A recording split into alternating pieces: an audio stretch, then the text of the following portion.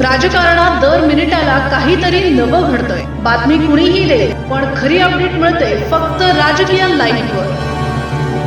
एकीकडे जिल्हा परिषद तर दुसरीकडे महापालिका, दोन्ही सत्ता केंद्रांभोवती महायुतीतील घटक पक्षांची चढाओढ रंगली.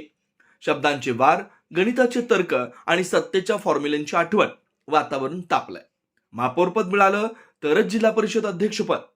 जिल्हा परिषद अध्यक्षपदावर भाजपनं दावा करताच राष्ट्रवादी काँग्रेसमध्ये खळबळ उडाली.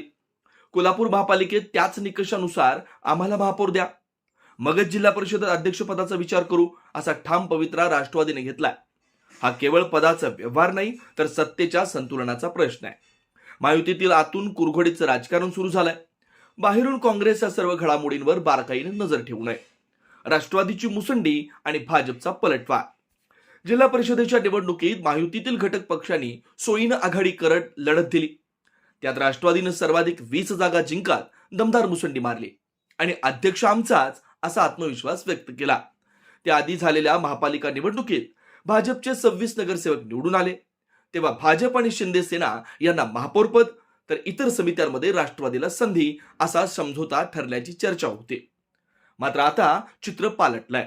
राष्ट्रवादीनं महापौर पदावर दावा केलाय, परंतु भाजप शिंदेकडून अद्याप सकारात्मक प्रतिसाद मिळालेला नाही. सत्तेचं हे गणित आता अधिक गुंतागुंतीचं बनत चाललंय. मुश्रीफांची आठवण आणि फॉर्म्युलाचा संदर्भ. वैद्यकीय शिक्षण मंत्री हसन मुश्रीफ यांनी जिल्हा परिषद निकालानंतर महापालिकेतील सत्तेच्या फॉर्म्युलेची आठवण करून दिली.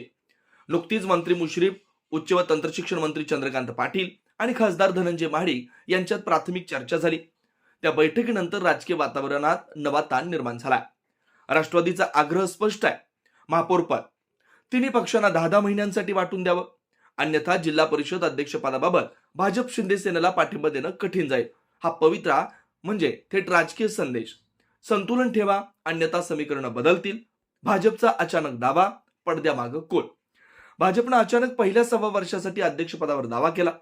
सामान्यतः ज्यांची सदस्य संख्या अधिक त्याच पक्षाचा अध्यक्ष सरळ गणित असतं. मग त्या दाव्यामागे नेमके कोणाचं राजकारण आहे? जिल्ह्यात याबाबत विविध तर्कवितर्क रंगू लागले. पडद्यामागील हालचालींना वेग आलाय. महापालिकेतील पद वाटपाचा तिढा. महापालिकेत राष्ट्रवादीने महापौर, स्थायी समिती आणि परिवहन सभापती या पदांवर आग्रह धरलाय. स्थायी आणि परिवहन देण्यास भाजप शिंदे सेना तयार असल्याची चर्चा आहे.